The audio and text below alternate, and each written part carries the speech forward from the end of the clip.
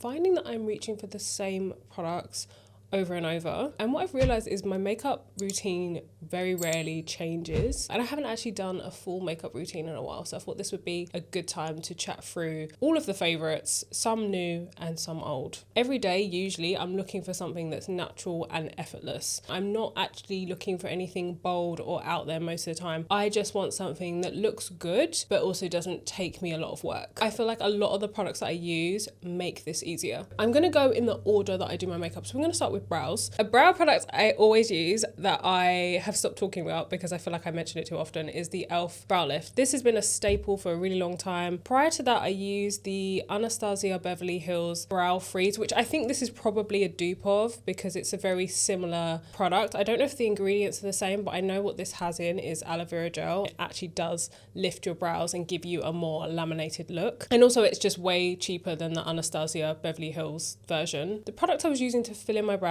has been discontinued. I haven't found anything that's as good, but that was the Huda Beauty Balm Brows Fiber Gel. It has fibers on it. They look like little hairs. Benefit's incredible for brow products. They have so many different options, but this one is super skinny. They have a few pencils, I think. You can't roll it up too much because I have found that you just snap it. So you want to roll it up the tiniest amount and then just gently stroking the hairs, but they do actually look hair-like because the pencil is so thin and it comes in multiple colours. So let's move on to primers. I'm only really going to talk about one, and that is the Danessa Myricks Yummy Skin Blowing Balm. I've only had this for the past year, but it's incredible. It was with me from the beginning of 2025 and it just continued to the end. I just didn't want to reach for any other primer. This really does what it claims to do. And I don't use primer every single day. Usually it's when I want my skin to look more refined or I need my makeup to last all day. Your texture is really interesting. You just smooth it onto the skin. It does just make everything look really blurred and it just locks everything onto your skin. Something I forgot to say is that my skin is oily. It's like oily combo, but very oily really for a lot of makeup products because I feel like most makeup is made for dry and normal skin. So I find a lot of things will just slide off my face. So moving on to foundation, my absolute favorite is the Dior Backstage Face and Body Foundation. This is absolutely battered because I love this foundation. I've mentioned it in so many videos before. It's really great for oily skin. Dry and normal skin might find it a bit of a dry formula. It's a decent amount of coverage without looking heavy. This isn't the most incredible formula, but the reason I love this foundation so much is the undertone. This shade is 4WO, so it's described as a warm olive. A little bit of yellow in there and a little bit of olive. It just balances it really nicely. I really want to try a different foundation of theirs. Only one I could get in 4WO, and that was the Forever Skin Glow, and this is gorgeous. This is such a beautiful foundation. So if you want something better for normal and dry skin types, this is going to be the one. It's probably a little bit too dewy for me. This is when I use the Danessa Myricks to lock this on because otherwise it just slides around a little bit too much. It looks a little bit too wet. Today I actually mixed this one with the Backstage one. So I kind of got the best of both. I do have the Forever foundation as a matte version, but I just cannot get hold of that 4WO shade. I've tried, and I've tried the stick foundation, but I didn't love it because again, the undertone, I think I got the 4N and it's just so pink on me. It's too much. Just as an aside, this is the MAC Pro Paintstick Palette. They do individual paint sticks, but not all the colours that I wanted. I really wanted the yellow and the green. So what I tend to do now is add a tiny bit of the yellow, a tiny bit of the green, and that just gives me the right undertone for a product that maybe would have looked too pink, too whatever on me. Ideally, I'd love to use things straight out of the bottle, but I always find myself mixing and matching. It's only when I use the Dior foundation that I actually don't have to do anything. So let's move on to concealers, and I will rotate concealers depending on what I need. The one I've been reaching for the most recently is the Estee Lauder Double Wear Concealer. So this is the Stay in Place one. They have two. They reformulated this and it is stunning. So they sent this to me maybe the summertime, and then I did do a job with them towards the end of the year. If you want that full coverage that's going to last the entire day, that's what this is good for. So this is the lighter shade. This is 3W. This is one I'll use exclusively under my eyes. I don't always want to brighten my under eye, but if I want a more flawless look, this is what I'll go for. Prior to that, I was using a lot of the Huda Beauty Faux Filter. Sometimes I would use that all over my face. I think I used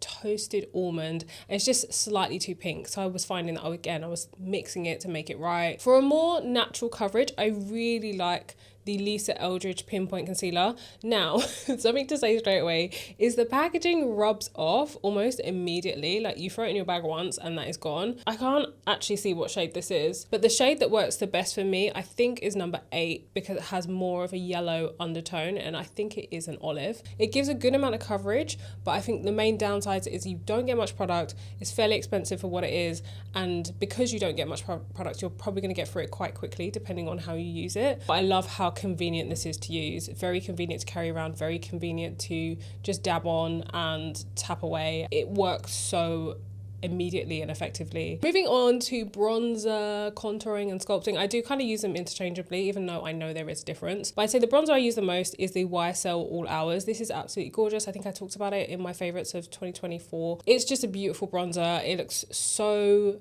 seamless on the skin.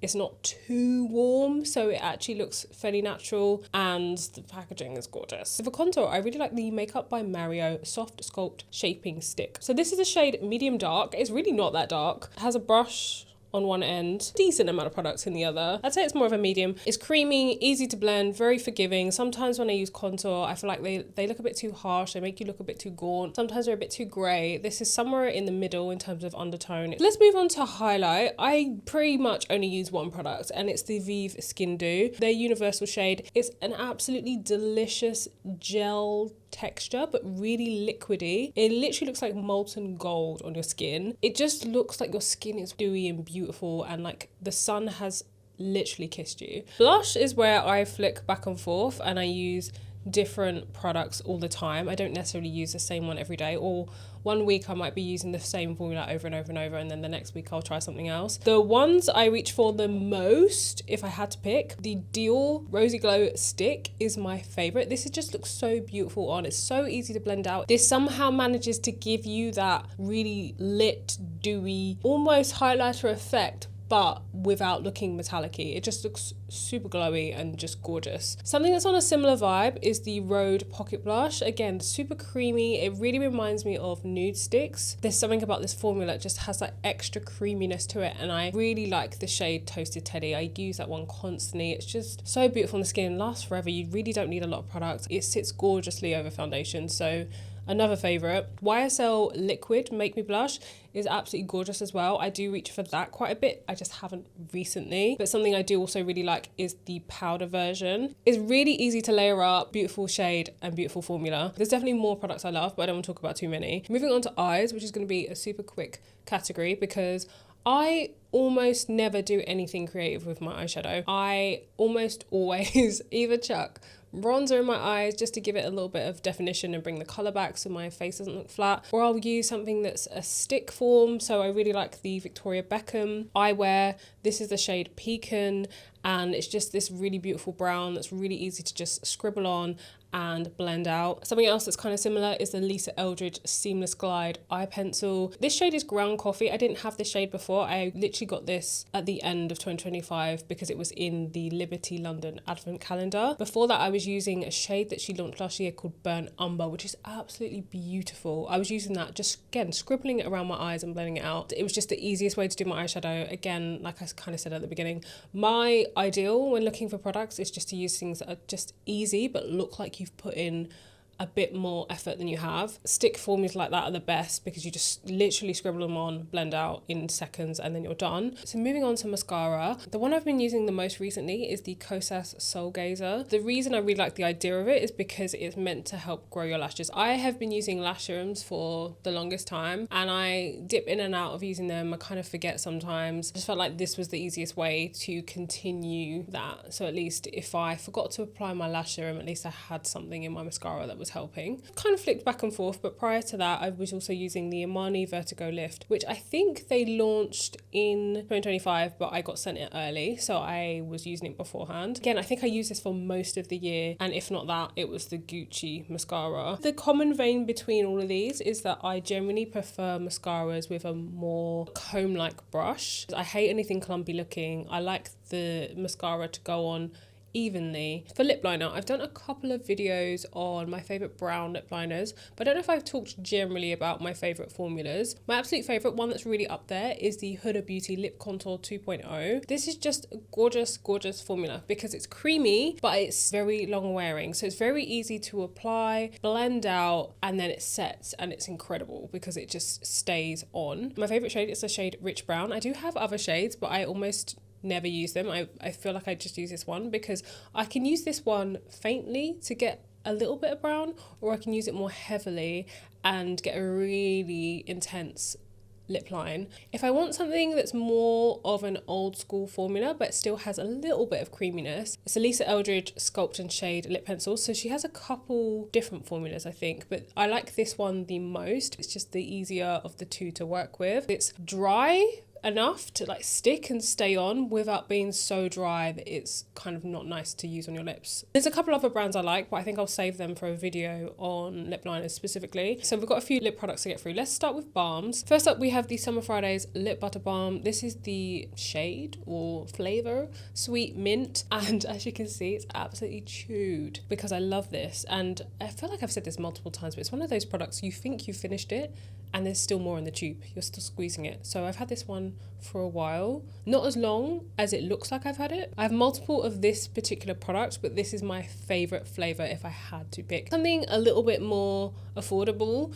I always say this wrong, Ulla Henriksen Pout Preserve Peptide Lip Treatments are delicious. This vanilla bonbon one, I've used too much because I'm a little bit addicted to this. I really like sweet things, just to put it out there. They're both quite thick formulas, definitely not the same. This one has more of a thicker feel to it in general. This feels more buttery. Both really good balms. For gloss / lip oil, my favorite is the Dior Lip Glow Oil. They literally just launched 2 new finishes at the very end of 2025. Up until then, I was using the OG formula pretty much, if not daily, weekly. I bought the shimmer shade and the glaze shade. Recently, I'd say I'm reaching for either, to be honest, but I really like it as a gloss formula. I've always seen them more as a gloss than a lip oil because they have more of a glossy texture to me. If you really like a lip oil that's not oily, this is incredible. Another one I really like is the Armani Beauty Prismaglass Plumpers. I always say this, I'm not a massive fan of lip plumpers, but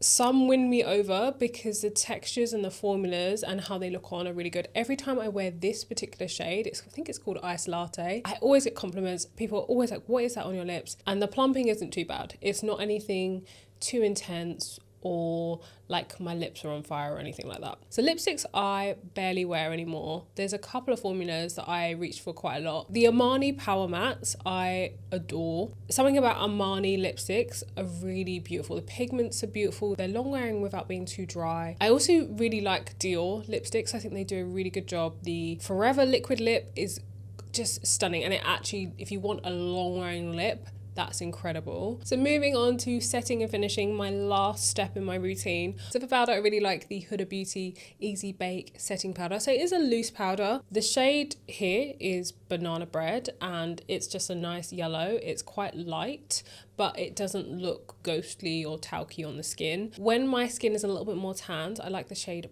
I think it's called Blondie. I can't remember exactly, but I bought a really small like mini of that. I bought that ages ago. I still have it. This powder just lasts me a really, really, really long time because you barely need any of it if you want the kind of result that I like, which is matte without being so matte that it's obvious that you powdered. Typically, I'm going to put it places where I get oily, so my T-zone. I use it on a powder puff for the most part, and I'll basically scrunch the powder into the powder puff and then I'll tap it onto the skin. And that technique, I'm pretty sure I learned that from Laura Mercier because I was using that powder exclusively for years. Honestly, this has replaced Laura Mercier for me, but even though I still really like the Laura Mercier one. And then the last thing I'm going to talk about is setting spray. This is a relatively new launch, so this came out maybe towards the end of 2025, and it's from Danessa Myricks. So this is the Yummy Skin Blurring Liquid Balm Setting Spray. I think it is meant to be matte, but generally when I use this, I can't really see it on the skin. I think it's pretty seamless. Sometimes if you go too close, it does leave a little bit of a spray, but I tried so many setting sprays last year, and this one is the one that I love the most. I think it's the most seamless on the skin. It really helps with longevity, and it's just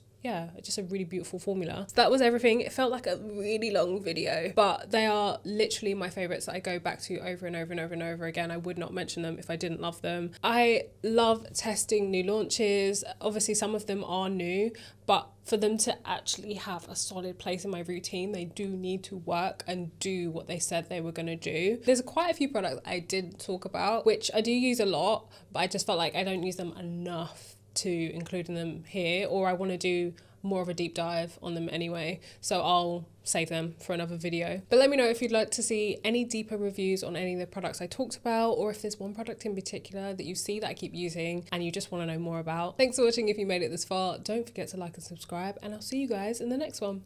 Bye.